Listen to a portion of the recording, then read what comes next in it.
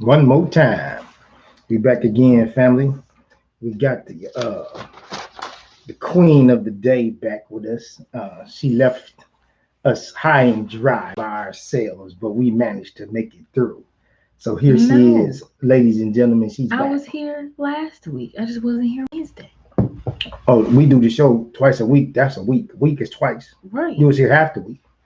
You wasn't We here talked last about week this. Why I'm not here. So I don't understand why we're trying to act like this brand new. because the people want to see you. That's why it ain't up to what we Well, the discussed. people not paying me. They don't care. They're But not that, paying me but you, yet. well, I'm you getting gotta, paid. you So gotta know. which one is it? You gotta know that if they could, they would. They really enjoy your Right. company. They want you here, Okay. front and center, with your boots laced up, ready for the war. That's it. You understand? That's it. That's a shame. What? I just realized I had to put my name on the bottom of my cup because people like to steal.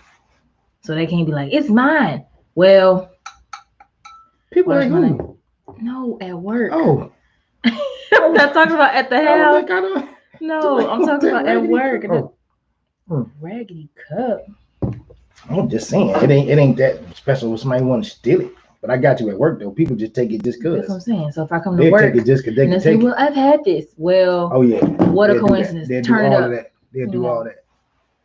They'll do all that in some of this. I'll do it. You go. Okay, Yeah, you're not that sad. I'm not gonna do it. So you didn't see my video. I was on a panel yesterday for Black men's mental health, and my daughter did not support her father. So that's just what it is. Did you see it? I heard it. You heard it? Yeah, Oh, I'm sorry. Let me try it again. Did you see it? I heard it. Okay, let me try it again. Did you put your eyes on it and view it? No. Okay. That was just, yeah, okay. That wasn't hard. But okay. You made that hard. So what we did yesterday, y'all, we went over so we get off into trying to use barbershop as therapy centers. So what we trying to do is get the brothers because they come to the barbershop and they open up to us. They'll talk to their barbers, okay? So what we want to do is use that as a catalyst. We want to take that connection and that relationship and we want to put that in the wrap it up and we want to get them ready to introduce them to the professionals in mental health. So we have counselors, psychiatrists, psychologists, and life coaches that we want to hook them up with because that's kind of what we do, but we're not trained professionals. So they're trying to put some trained professionals in barbershops. So they want to send barbers to training because we already have access to the men and the professionals that come through the shop. So yesterday I was on a panel and I'll put it on I'll post it to the page, but we're gonna need to edit it up because it's long and there's other people involved. I just want y'all to see the part that we do and how we trying to connect what we do to what they do. So we want to complement and not compete with what they do. So yesterday was a nice panel. It was a real nice event. My brother Keith, we thank him for opening up his doors and letting us do that in his space. To Ron Johnson for putting it on. The crew, they got a videography crew is hell of a like they was ready, y'all. They doing it like they was ready. So they really did a good job on that. And to the panel, to the doctors that was on the panel, to the counselors, and everybody that was involved, we had a good time. So I'm going to start moving in that direction. Well, I'm going to start putting some pieces together. Well, I'm going to get some barbershops and I'm going to get some fellas, and we're going to start doing some things. And I'm going to see if I can merge those two sides, like the barbershop as well as the therapists and their clientele, so they can tell their theoretical side, and we can put together our practical experience application side from the barbershop because we're actually dealing with the men who are living the life with these problems. And then the psychologists and psychiatrists and life coaches, they just get to deal with them in the office and they get to apply that theory and get them some tools and resources. So yeah, we want to try to put those together and make sure that's working for the brothers. So that's what we did yesterday. So when you get a chance, Mm. you know, you know, you know, maybe you can check it out. Check your day out. Mm. Okay, that was my monologue. Okay. Yeah. I was just gonna mention mental health as well. Noticing your triggers when you're around certain people, Mm, mm, and where mm, those come from. You got to talk slow because you talk about it now. Well, no, I'm not going that deep. Man. I was just saying, like, you're dating a guy and he feels like he can talk to you any kind of way, and you grew up in a household like that, and there was a lot of anger, animosity, violence, that kind of thing. So try to go back to your childhood, your teenage years, and figure out situations that stem from these triggers, because anxiety is real, Oh yeah. depression is real, and energy is real. So when you get around certain people, Mm-hmm. it interferes with all of that, and you need to address it, because if you continue it, you're gonna have No some doubt. issues later on in your lifespan. And that's funny that you say that, because those were the two major topics: depression and anxiety, as far as the talk was yesterday. Yeah. So yeah, that was deep. Yeah. So that was your monologue. That was it. Okay. So I'm going. Are you going? Who going? Who doing? I can go first. Okay. Okay. What steps should millennials take to prepare for marriage? Steps. Okay. First again, y'all. You can't connect to anybody if you're not connected within yourself.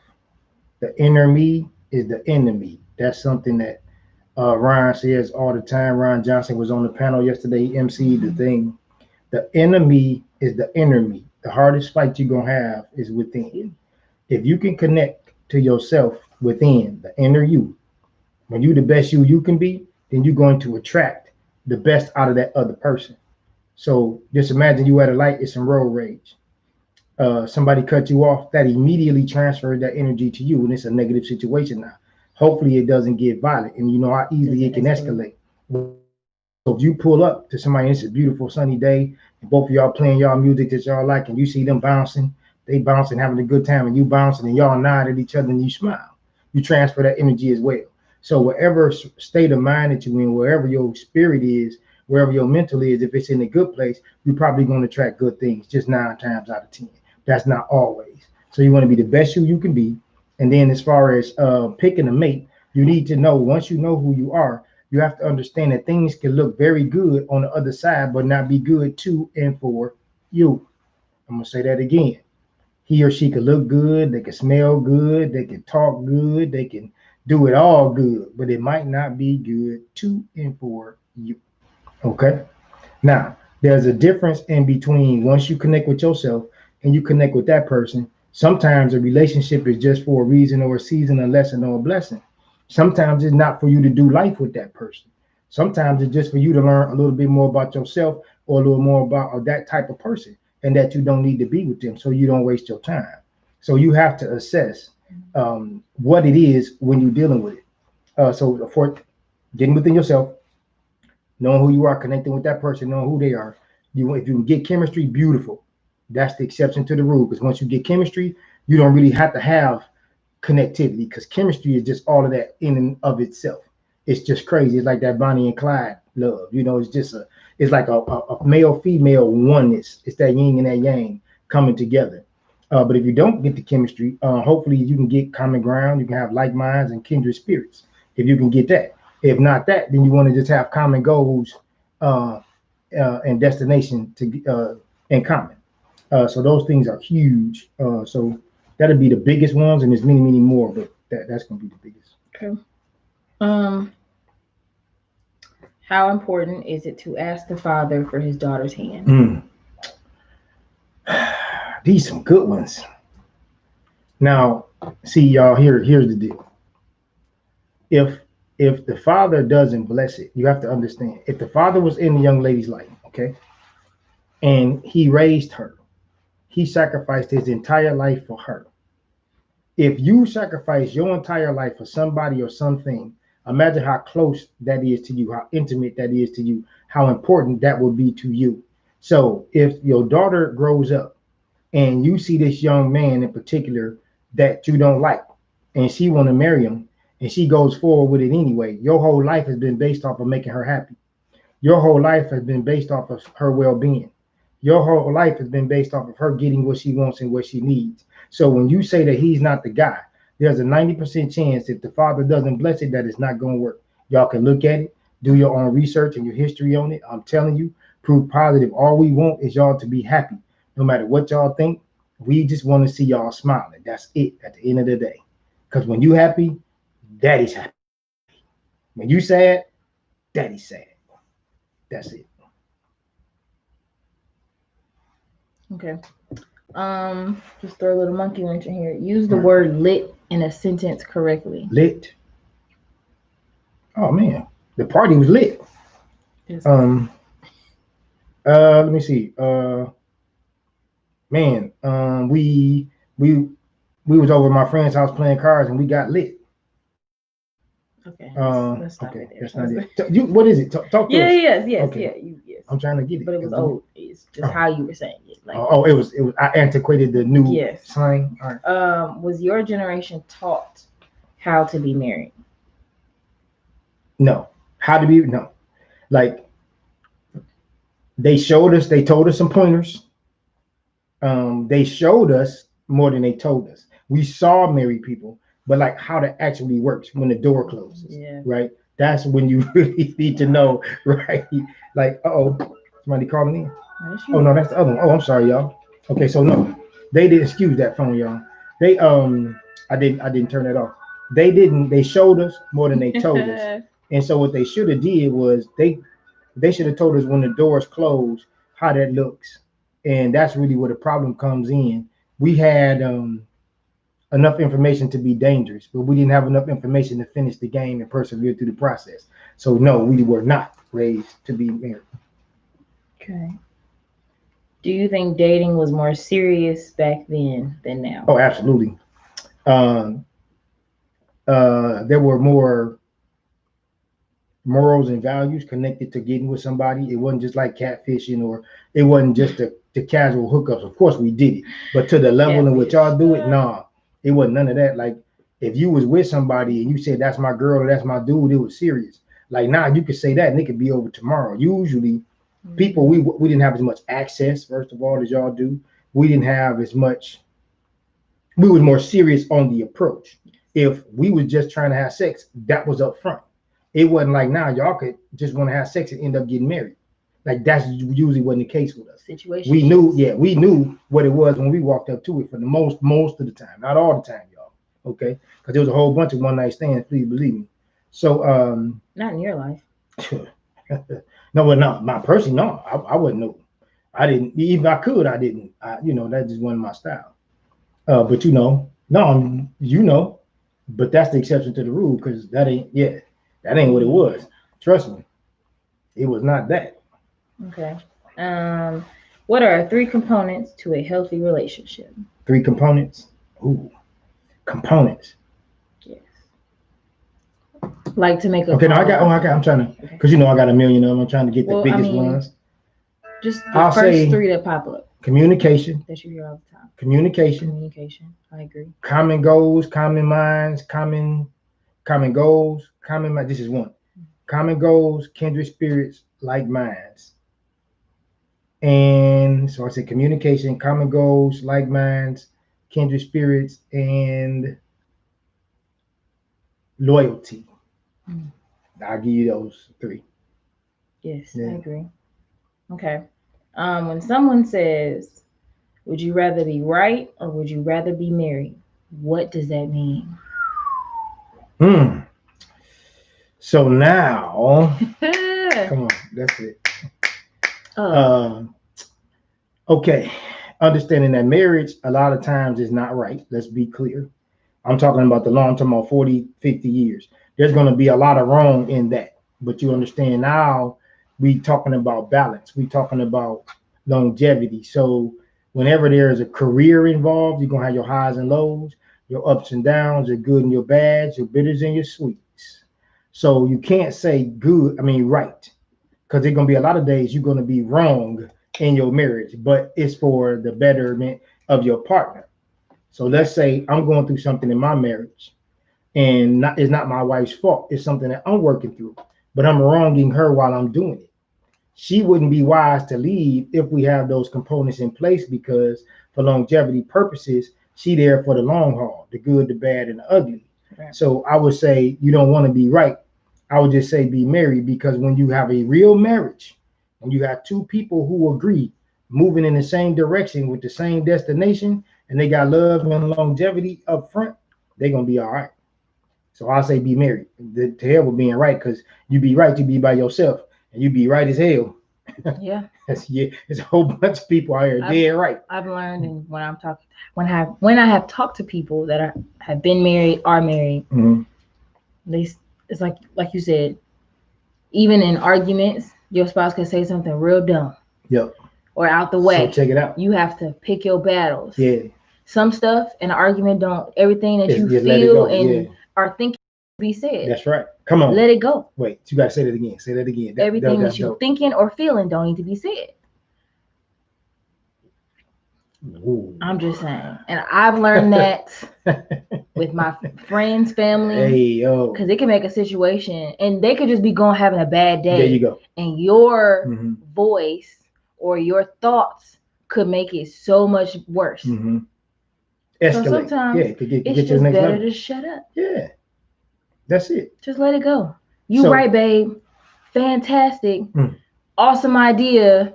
Let's move past this. Okay.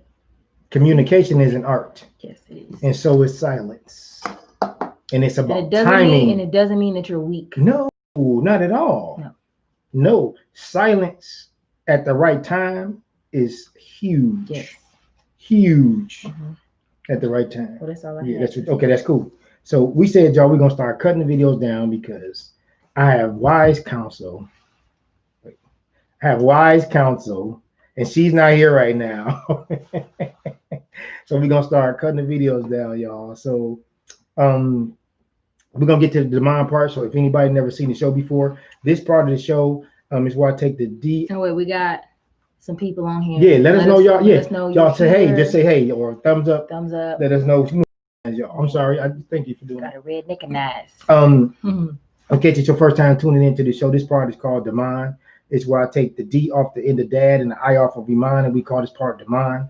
It's where I go back to Iman's childhood. What's up, T-Dub? And hey, Auntie. She tells me how she viewed it as a child or a young person, Happy and how Monday. she views it now as a young adult. So I'm gonna ask her a series of questions. So I'll unpack how I saw it as a young father and how I see it now as a more mature man. So when you were in high school, what did you understand about mental health when you were in high school? I knew that there were emo kids that were different. Emotional? Yeah. Emo, okay. And then, that's probably not politically correct to say that. There were kids in school that were socially awkward. Okay. And I didn't really understand why. So there you go. All right. I saw it, didn't know what it was. It's like when you see a spider, we all know they're spiders, but there are different types of species of spiders. Okay, gotcha. See what I'm saying? So like they all in our house. Yeah. Oh, it's so a spider in the house. Is it poisonous? You're not saying like, is it just a regular? Oh, it's the suspicious right, like that. It's the rarest spider in the world. One bite kill your whole family. Yeah, no one's saying that when they kill a spider. They're just like, come here, babe, kill the spider, or mommy, daddy, come kill the spider. They're not using the scientific name for it. Okay, so now when you look back on it's a lot of damaged people. So come on, talk about it. I mean, I was in high school, but I wasn't in high school. Okay. And I say that to say I was just there. The first 2 years of school, I was just there. But once I got junior and senior, I'll say I started noticing, people's parents, meeting their parents, and it all makes sense how they act. And just knowing that everyone dealt with you in their own capacity. So it wasn't personal. It was just they could literally only like you, dislike you, love you, not love you, fall out with you because of based off of what they was capable of doing. What's going on up here, and then outside factors. Yes. So there you go. So now, you see mental health as being a more of an integral part of relationships and how it plays out. Yeah. Okay, yeah, I got you. Okay. So what I saw when you was in high school, I saw mental health as a lot of y'all were, just because you were millennials, y'all was giving too much too soon. Y'all knew too much y'all had too much information because it made you dangerous, but you didn't know how to apply that from an experimental standpoint, where to plug and play that stuff. but you got all this knowledge, but you don't know where to put it. So it's kind of like a bomb, when you see the movie and the bomb is ticking, and you got to cut some wires, but it's 8 of them. Yeah. If you cut the wrong one, now you got to Kaboom. cut something, but then you cut the wrong one, it'll blow up. Hey, That's Auntie Lee. kind of how I saw y'all. Oh, Auntie on? Where's she? Oh, okay, Auntie Lee is. Oh, she can't chat right now. Yeah. Okay. Yeah. Okay. So, Okay. so then, like now today, of course, I was on that panel last night for the mental health thing. So we had the doctors and the counselors on, and I had the barbershop perspective with the experience and the practical application. So mental health to me now, it's a lot more serious. So I was privileged to be able to sit on that board, a panel with those people who deal with that, as a profession. And because I dove into it so deep, so I spoke at Vanderbilt. You and your sister came with me for that. So Money dollars. Money dollars, yeah. So to be able to speak at universities like that, that's huge. But I'm starting to put those things into place so they can help my relationships. But I have to be careful about giving out too much information, because some people, it gets weird with us as African Americans when somebody's going too deep into what mental health is. So we got to be careful. All right. When you were a teenager, what were some issues that you think you may have had with mental health? You personally? I just bottled a lot of stuff in. I didn't really find the correct outlet to. It was a lot of inputting of emotions instead of outputting. Is there something specific you could talk about that don't go no, I'm just in general. Yeah, and just in general, I harbored a lot of emotions. So I think that's where a lot of the attitude came from. It was just a lot of internal confusion about what was going on in life, because it was a crossroad. Right. It was a big high school is big, man. Yeah. Because your hormones, you're changing chemically, you're changing physically, you're changing as far as transitioning into the adult lifestyle. So that's big. Yeah. That's big. Mm-hmm. So what are some issues that you think you might have today, being a young woman? Bottled up too many emotions. Still, but I've gotten better on the output. It's like I have more self-care now. I write more. I journal. How you express it? Yes. After you internalize it and before it come out your mouth, you process it differently. Yes, because I switch. Gotcha. And so, if I get taken to a place mentally and I don't control it, things that come out my mouth are very hurtful, and they cut deep. And I've been told that it's not pretty.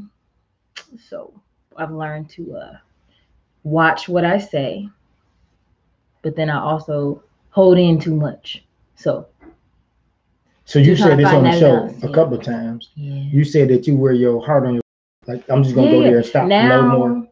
That's what I saw. Yeah, now it's not as much. Right. Yeah, I saw that in high school. Yeah. Now you still do it, okay, to this day. Mental health? Yeah. Okay. Well, because you have to know how to not wear your heart on your sleeve. There's something you're not processing when you're doing that, because people get to take advantage of that. So if you had some more tools and resources and you knew how to express yourself and not wear your heart on your sleeve, you'd be able to communicate instead of just taking that harm, because that's where your heart is. You can protect it better. So now, as a father, being more mature with us, I see that you still do the same thing, but I think you give people too much credit. Still? Yeah, you like me. You got that. As a woman. Me and your mother do that. Mm-hmm. Yeah, we give people too much credit. Like, I would beg to differ now. Okay, right. No. Oh, well, no. Too much credit meaning you give them 2 when they should only get 1. Not that you give them 1,000. Okay. You give them 2 chances when they should have 1. So you don't give them 1,000 chances, but the 2 chances. I said you get it from me and your mother. All the time. Right. That's what I said. More often than most. That's right. So, but what you have to do and understand is, with me, I learned how to take that and let the rubber band stretch but not pop. I learned how to take that and use it to my advantage. I let people get that rope so they can hang themselves with me. Because when I'm done with you, you've done way too much, because my threshold is very, very large. So when you go past my threshold, you're doing way too much, because I can handle a whole lot, because I was built like that. I made myself durable to be able to take that. So when I'm done with you, you're doing too much. All right, so that's it. We keeping to see that. Look, see, Daddy can do it. You see how I did that? 10,000 episodes later. 24 minutes in, y'all. 25. Well, 24, still 24. So we want y'all to take this. We want you to test this. We want you to try this. Take it to the barbershop or take it to the hair salon. Take it to the job or take it to the church. Remember, you don't have to like it, believe it, or understand it. Sometimes you just have to respect it. This is the Clipper Dome Chronicles. Thank you. See, that's